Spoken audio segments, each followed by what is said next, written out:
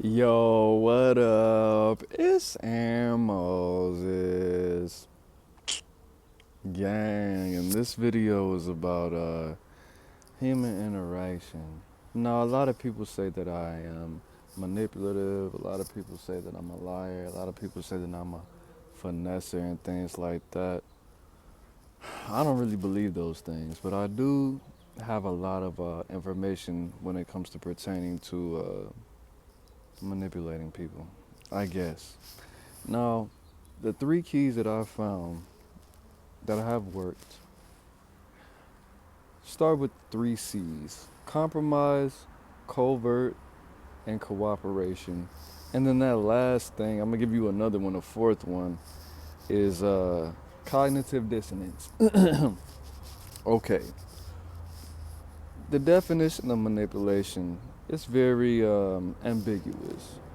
One could be conning, con artist, con short for confidence, instilling confidence in somebody, and the other one just meaning to maneuver in a skillful way.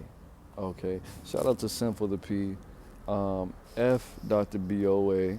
When it came to this video, if you would listen to O'Shea Duke Jackson, if you're a fan of Simple the P, then you probably know what I'm talking about. Firstly, manipulation. Doing something covertly means doing something without the other person knowing.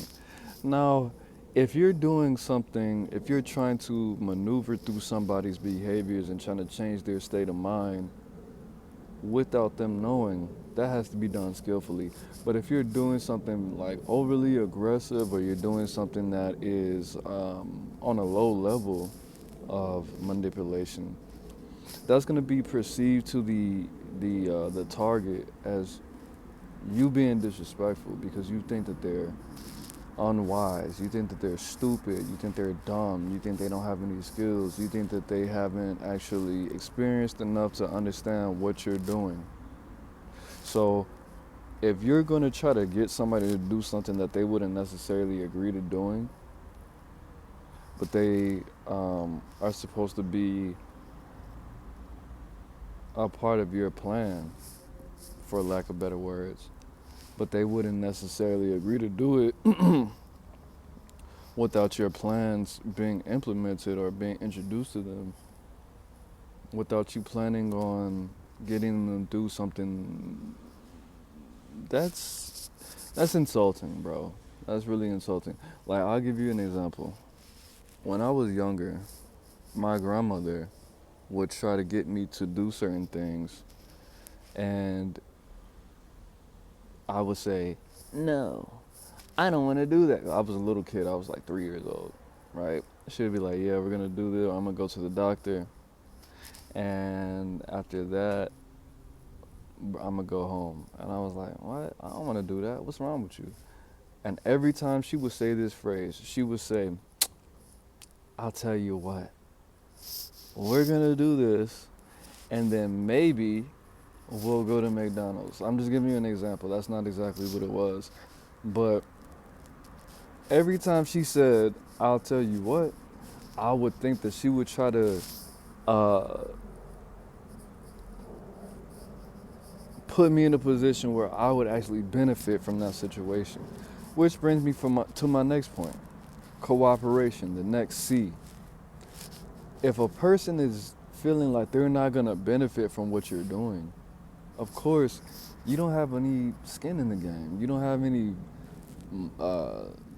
leg room. You don't have any way to maneuver in this situation.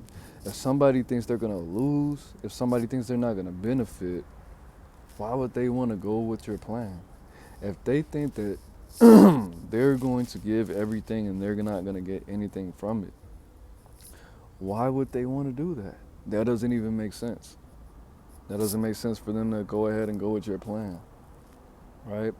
Which brings me to which brings me to my next point, which is really kind of the whole theme of this whole situation: cognitive dissonance. Aaron Moses, what is cognitive dissonance? Cognitive dissonance is when something feels good, but you can constantly show somebody the facts that this This is not going to benefit you. But the way to make somebody feel like it's going to benefit them is exactly what that is. If it feels like it's going to benefit them. A lot of people don't care about the actual facts. All these cigarette smokers and weed smokers and alcoholics and crackheads in the world, you think they care about their body? They do until it's too late. Or they don't, or they do, but they don't care, but they do, but they... You see what I'm saying? It's a psychological warfare they have with their self. And everybody has that. Everybody has that. Everybody knows that there's something that they're doing that's not necessarily the best option, but they still do it anyway, and they're willing to do something else because in comparison, that same thing is not destroying them like the thing that they normally do. For example, if somebody's an alcoholic and they constantly make the choice to drink alcohol before, during, and after work, how easy is it for them to be able to watch 15 minutes of pornography? That's not going to be hard for them to do because they're constantly doing something that's destroying their bodies in every way. Drinking alcohol and smoking cigarettes destroys every organ that you have: your mind, your body, your soul, your liver, your lungs, your heart, your veins, anything. Every time you put alcohol in your body, it's going to destroy everything that it comes in contact with, just like cigarettes. You know what I mean? So even if I tell you, hey, if you watch Corn, if you watch something where people are engaging in certain activities with each other, that's going to make you socially weird. It's going to destroy your brain in a lot of different ways. It's going to rewire yourself. You're going to have erectile dysfunction. In comparison, that's not going to be a bad thing because you do something so bad that destroys all of your organs. Why would you care about something that only destroys 70% of your organs? You feel me? So getting somebody to feel something that doesn't necessarily feel as bad in comparison, even though it could be explained scientifically why you should not do that, as long as it feels good, as long as there's enough value, as long as it raises their interest and it benefits them enough, even if it's only for a couple minutes, it's gonna go down. You know what I mean? And then that last, we have cooperation. Cooperation. Why is cooperation so important when it comes to manipulation? Because people want to feel important, okay? People want to feel like they contribute to the world. That is just a genetic, molecular, basic instinct for everyone. Everybody, every man wants to be the man. Okay? Every man wants to be in demand. Why do you think it's called demand? Everybody wants to be in control. Everybody wants to have influence. Everybody wants to have power. Okay? So if you could feel like if you cooperate with me and it feels good and you could benefit from it and you're going to have more, why would you not want to agree to what I have to offer to you?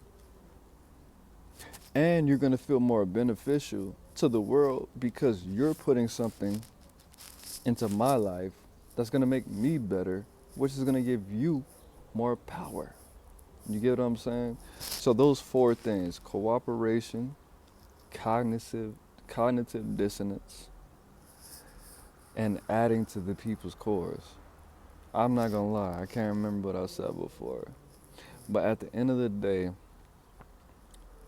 that's not something that you want to do. You don't want to be manipulative. If you want to, and if you interact with the police or you interact with people that you don't necessarily trust, or you go into a situation where there's a negotiation, of course you want to have these pieces of information under your belt. Okay? I just want you to be prepared for the world. This is not some 48 laws of power type of stuff. I just want you to know if somebody tries to manipulate you, these are the ways that they're generally going to do it. And this is very basic information. It's very basic information. Yeah, I was doing what I was doing before. I'm not doing that now. But at the end of the day, this is information that you need to know. So make sure you share this information with your loved ones. I'm trying to be consistent, Moses. I'm trying to put this information out there for my people so you guys don't get taken advantage of, man. I'm just trying to lace you up like a new pair of Timberlands so you go out into the world prepared for all the people that's trying to take advantage of you and manipulate you. Because something that somebody told me a long time ago, which I really should have took heed to it. He said all interaction with human beings is some kind of form of manipulation. And just because the word manipulation has a negative connotation, it has a negative energy, it has a negative frame behind it most of the times, I didn't want to hear it because I didn't want to think that, oh, all people are bad. All people are not bad. Most people are not bad. You know what I mean? But all people manipulate in some kind of way. If if you're an interviewer and somebody makes you laugh during your interview in the process of you deciding whether you should hire them or not, whether or not they do it on purpose, they did it subconsciously, and that's a form of manipulation.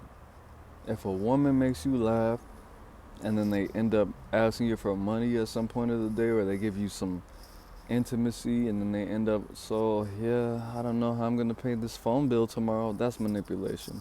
Or if a man, you know, anything, bro, it doesn't, like, a lot of people go about maneuvering socially in a very weird, awkward way, whether it be in a bully style. Somebody might be overly aggressive or ask you for a favor and they're trying to play on your emotions. Anytime that anybody tries to invoke any kind of emotions inside you to get a certain result that's going to benefit them, it's manipulation, bro. It is what it is. But that's it is what it is. It's not what it's not. It's Aaron Moses, gang. I'm the bang, you the bang, we the bang together, man. Life's in the breath. Breathe it in. Be safe. Peace.